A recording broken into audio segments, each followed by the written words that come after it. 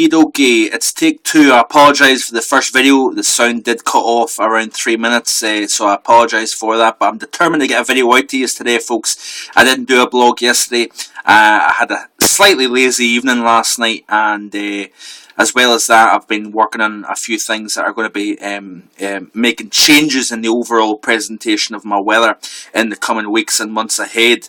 But that's another story for another time. This week we're going to be looking at the evolution of high pressure and warmth over the UK, Ireland, and basically extends from Spain all the way to northern Scandinavia. We have got a pattern evolving which we haven't seen since March. Now, the benefit of having a warmer, or the benefit of seeing this type of setup at this time of year as compared to March, is the fact that we've got a much stronger sun, we've got shorter nights, and we've got that stronger sun enhances and builds those high pressure systems.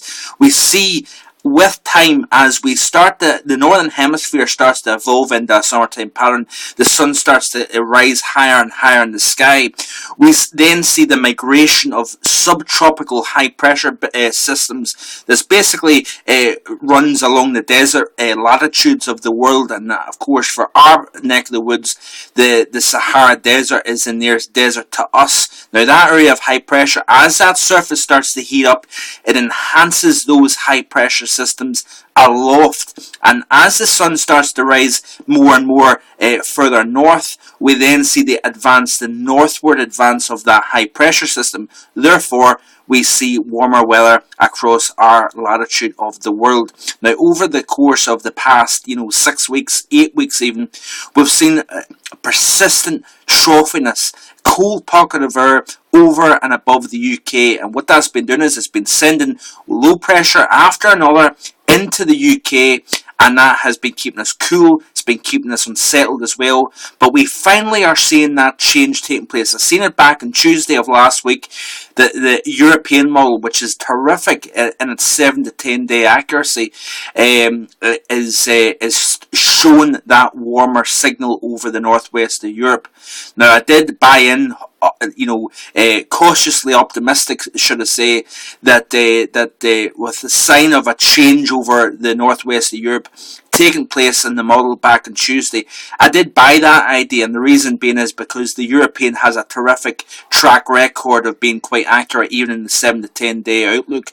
But as we skip through, this is the current chart. Very, very warm conditions dominating the eastern part of Europe.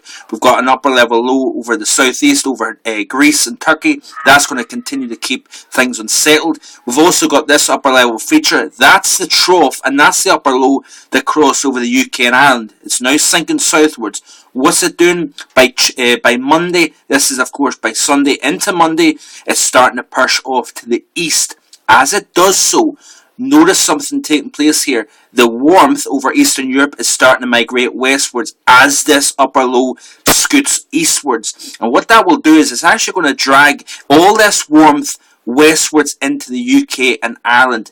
Now, as I skip through from Monday and into Tuesday, and by the way, tomorrow we're going to be seeing the first 21 Celsius across parts of the south of England.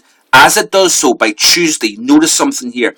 Very, very warm conditions over western parts of Poland, Germany, in towards Denmark and the Low Countries. What's happening here is we've got an upper level feature here, large low, that's going to produce very torrential, potentially flooding rains across parts of France, in towards northern and central Italy, the Alpine region as well. As it does so, notice down to the southwest, we've got an area of high pressure trying to build. So while we've got warmth, very warm air is pushing westwards in towards the UK, it's all eyes on the ridge of high pressure that's starting to develop over and off the Iberian coastline. The two will meet, and that will explode high pressure over the UK. Notice that now. The area of low pressure that was over southeast France, it becomes elongated, it becomes joined up with the southeastern system. Very messy, wet, unsettled conditions here across the south of Europe. high pressure is really building to the north of this feature, and as the warmth pushes towards the UK, it meets up with a strengthening, explosive ridge of high pressure out of the Azores region. So we're going to be seeing really a very strong ramp up in temperatures. Now, of course, the stronger the area of high pressure, the warmer the air is. And of course, the greater the depth of sinking, remember, think of high pressure as a mountain. And the stronger and higher the mountain, the greater the column of sinking is. Now, the greater and the warmer the air is aloft, it caps the atmosphere, stops cloud cover from forming, and of course, with that strong sun, very large depth of sinking, you've got very warm temperatures at the surface. Now, we go from 21 tomorrow, we'll shoot right up to about 25 Celsius by Tuesday afternoon across parts of the south and central portions of England. Temperatures will start to rise towards 21 by tomorrow afternoon, perhaps, across parts of western Scotland as well, with plenty of sunshine.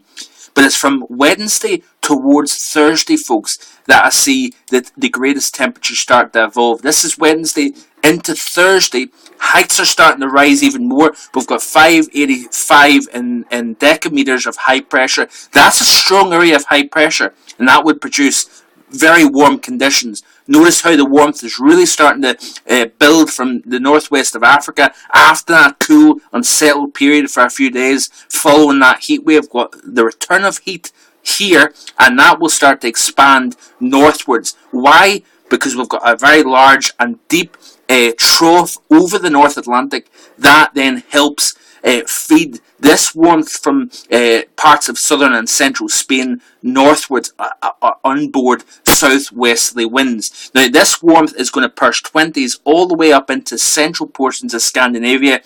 But at the same time, you notice here over Finland, into northwest Russia, we've got some lower heights, we've got colder air trying to feed in off the Arctic. But it's certainly looking gloriously over the course of the upcoming week. The question is for me, I said back at the start of May that we could be seeing the potential of a 30 to 40 day cycle with the NAO. We're seeing a very warm, settled March. We're seeing a very unsettled April. Do we see that flip back to a positive NAO, which would then deliver troughiness over the North Atlantic, ridging over Western Europe, and as well as that ridging over eastern parts of North America? Watch out, folks, at the end of May, around Memorial Day weekend for the United States, we could be looking at very hot weather over the eastern part of the United States. At the same time, the question for me right now is, yes, we've got the warmth, but are we going to see that last into June? That's the question. Hope you have a great Sunday and have a great week ahead, folks. Bye-bye.